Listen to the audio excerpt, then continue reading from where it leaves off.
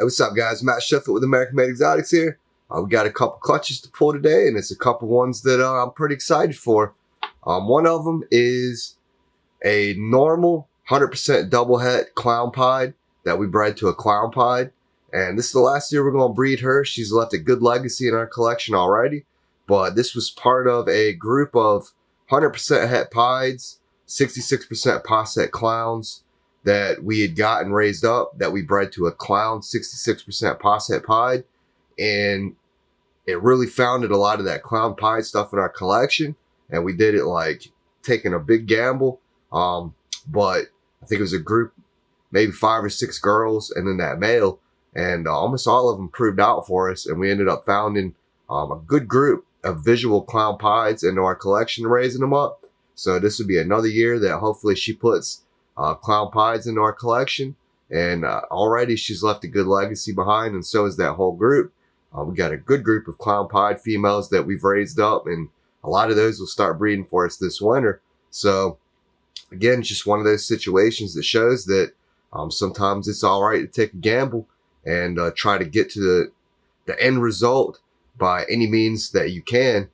Even if that means you get in on some pos double hets or some pos hets and you take the long road and try to prove them out, that if you get a big enough group of them and put the work in, you should statistically get where you're trying to go, even if some don't prove, some should. So I always like seeing clutches like that from girls that we proved out, and that's really cool for us. Then the other one is a very long shot, but it's the second clutch we have this season for that. It's a quadruple het albino genetic stripe clown pied bred to a quadruple het albino genetic stripe clown pied. And again, I think this is the second clutch we have for that. Very long shot odds, so we definitely need all the eggs that we can get to try to see that quadruple visual. Hopefully we're at least lucky enough to see some triple visuals and double visuals, all the different variations that we can with that many recessives in the mix. So anyways, let's go ahead and dig in here and see what we got. All right, so let's see what she gave us. We got to get a picture for the records first.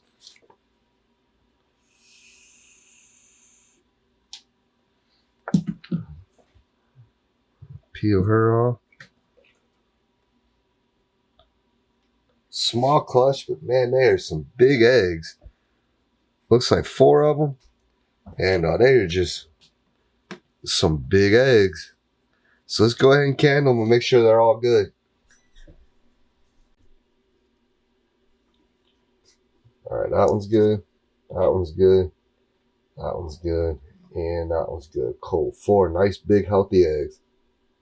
All right, so 4 eggs. You know, not the biggest clutch, but man, there's some big eggs. So hopefully there's some nice, big clown pieds in here. We're going to put the straw here to keep it from rolling.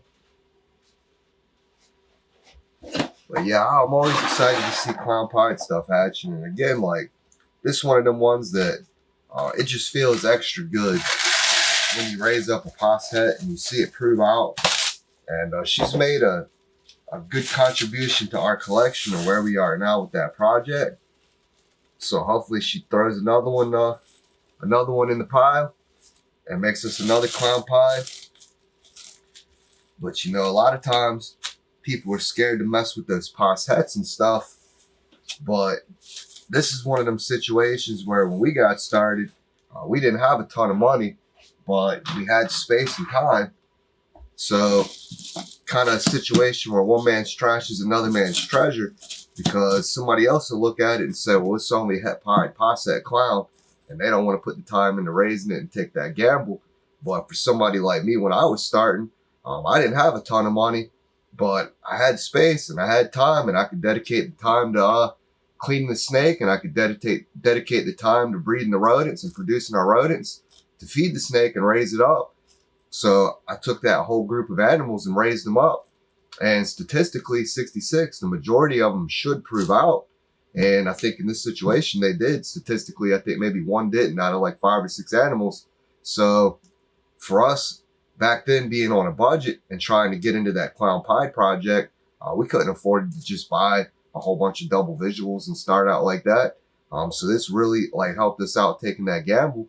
So I can't stress enough that you might want something that's unachievable for you in the price range, but there's always ways to get the ingredients for it in your budget, whatever that is, even if it's rock bottom down there, dealing with pos heads, and put that time and energy into it if you have the time and space to dedicate to it, and still try to get to where you're going.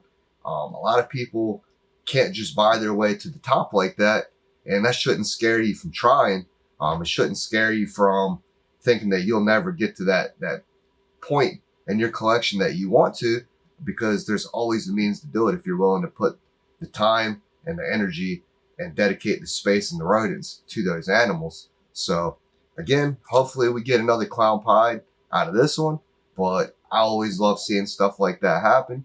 Again, these animals really help get us to the point of where we are now with our business and our collection as a hobby.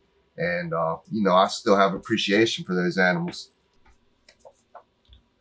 All right, so it looks like we got another feisty one here. Let's see what she does. I'll try to get the picture.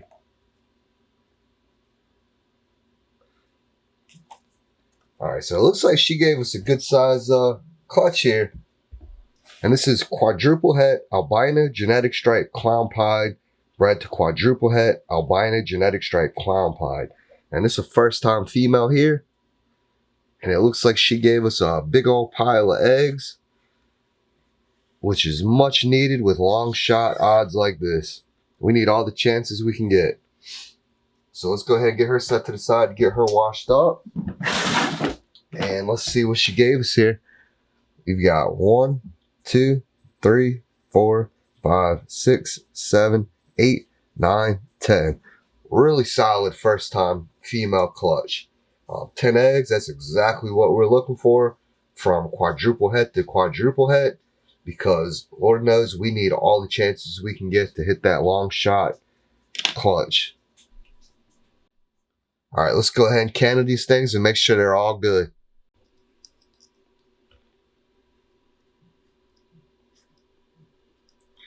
I think that one might be a dud. That one's good. Dang, I think that one's a dud. That one's good. That one's good. That one's good. That's good. That's good. That's good. And that's good. Back to these two. Yeah, I believe both of them are duds. Let me see if I can't peel them off. They're not too stuck. Now this one you really got to be careful of. Okay, I'll tell you what. I'm going to take this marker and I'm going to mark them both. And then we'll cut the light on so y'all get a better look at what I'm doing here. Let's see, can you see the difference here? It has no veins. And you can see very closely right here. I'm not sure if the camera can pick it up. You can see where the embryo was. A little bit of red right here. But there's no veins on it. Same with this one. Let's see if we can't get it where you can see. It's not too bright. Yeah, there you go, right there. You can see right in here where the embryo should have been. There's a circle of red, but there's no veins on it. For whatever reason, this egg just went bad. But you're talking a first-time girl that dropped 10 eggs. So I'm not shocked, because even 8 eggs from her would be a good size first clutch. But anyways, let's go ahead and cut the light on, and I'll show y'all how we try to get these off. Alright, so I don't really like pulling eggs apart. So if they're too stuck, I'm not going to. As you can see, it's kind of stretching out. And I will take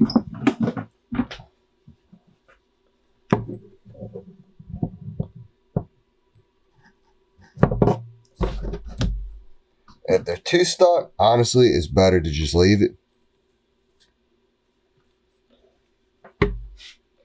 If If you start feeling like you're gonna tear the egg that's good, or you see too much pulling, I'll just leave it. I don't think these are super stuck yet. So I got that one off. Let's see if we get this one off, because these are gonna go bad. But you don't want to tear a good egg trying to get one of these off.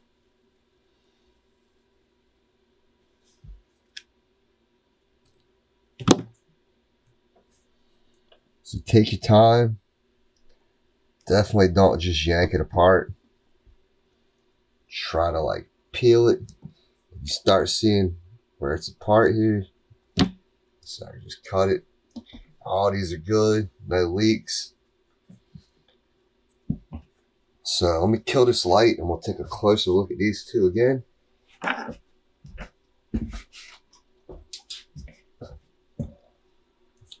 So we can flip the whole thing. There's no veins in it whatsoever. And there you can see where that embryo was. Same with this one. No veins. You can see the red spot right there where the embryo should be. So these things are going to go bad. And that's in comparison to what we're looking for here, where you can see all these veins we're looking for. I mean, the thing is just pretty much red. It's so full of veins and that giant, strong embryo. So we're going to go ahead and set these aside and toss them. Okay, let's get these in the box. So 8 good eggs is what we're left with here. And we're going to set those 8 good ones right here. And we got those 2 infertiles set to the side. We're going to put those in the trash. No point in even putting those in the incubator. They're just going to go bad. Again, if you can't get it off, it's better to just leave it on and let it go bad versus peel it off and tear the egg. That's just one of the situations. If you catch it early enough, they're not super stuck together and you can still peel it off. So good thing we had a chance to get down here and check for eggs first thing in the morning. But still, 8 eggs from a first-time girl is not bad. I'll take that for sure. Still plenty of chances to hit that long shot quadruple visual albino genetic stripe clown pied. And hopefully we break it down and hit some doubles and triples and hit lots of animals that we could use in the future in our collection. So not just rooting for the quadruple, as nice as that would be, we still have a lot of animals in our collection that if we get the right triple combination or double combination, could really help us take certain projects to a different level. So I really like stuff like this because the probability of hitting something is so high that it's just really cool to see it pip, and it has the potential to make a ton of variety. So really looking forward to seeing this one. There's a good bit of mixtures of double recessives and triple recessives and the quadruple recessive again that we could see that would really help us in a couple projects. So this was going to be very anticipated. A long 60-day wait. So let's go ahead and get this thing in the incubator so it can start cooking. All right, so 2 more on the shelf. And let's see where we even got room for it. Right here. We've been really lucky just kind of chasing these clutches. So that's clutch 98 up there. That's 700 some eggs, so we're doing good there. Slow and steady, but things are starting to add up. We got a couple pipping here. Orange Dream spotting those yellow belly to a sunset. So we got some more het sunset stuff coming. This one's really cool looking. We haven't snipped this one yet to see what we got. But it looks like some bongo red stripe clown stuff. I think that's going to be cool. So lots more cool stuff coming. We've got Stranger Clown combo bred to an Ultramo. That would be really cool for us. We got a good clutch of potential triple het sunset clown pieds coming. It should be pipping any day too. More shots at True Ghosts. We got more shots at getting chocolate into the tri-stripe hypo. Lots of cool stuff coming. So We'll be back with lots more update videos once these things start pipping and coming out. We'll be sure to keep y'all posted with videos. Appreciate y'all watching. Until the next one.